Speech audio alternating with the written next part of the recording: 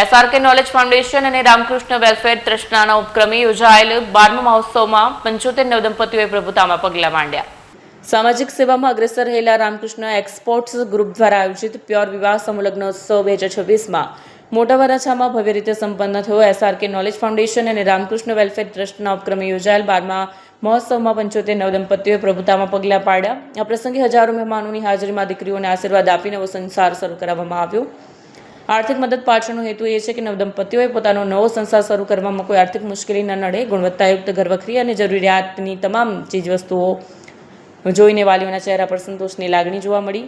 આ ભવ્ય આયોજન પાછળ SRK અને SRKKFના ફાઉન્ડર ચેરમેન એમિરિટ્સ ગોવિંદભાઈ ધોળકિયાની પ્રેરણા રહેલી છે।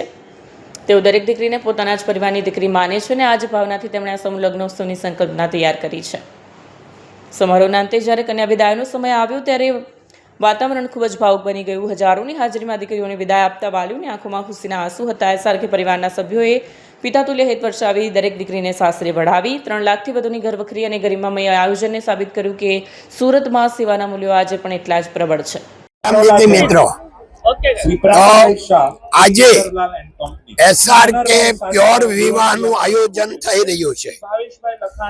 SRK એટલે Shri Ramakrishna export private limited, जो हमारी कंपनी का नाम है, उनका शॉर्ट फॉर्म है SRK। तो हमारी कंपनी में हम 20 साल से ये समूह लग्न का आयोजन कर रहे हैं। क्यों कि हमारा जो स्टाफ मेंबर है उनको लग्न का खर्चा नहीं लगे और कंपनी तरी से उनको ये फायदा मिल जाए, मैरिज हो जाए और एक फैमिली हो जाए। तो आज 75 युगलों यहाँ ज्वाइंट हुए हैं।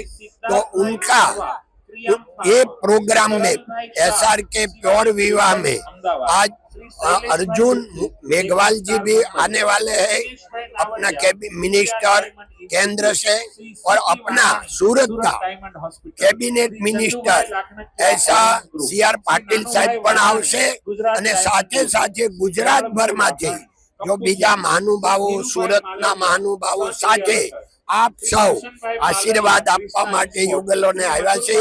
યુગલોને ભગવાનને પ્રાર્થના કે યુગલો જીવનભર ખૂબ સુખ શાંતિ અને સમૃદ્ધિથી ભરપૂર લગ્ન જીવન રહે એવી ભગવાન છે પ્રાર્થના। ધન્યવાદ।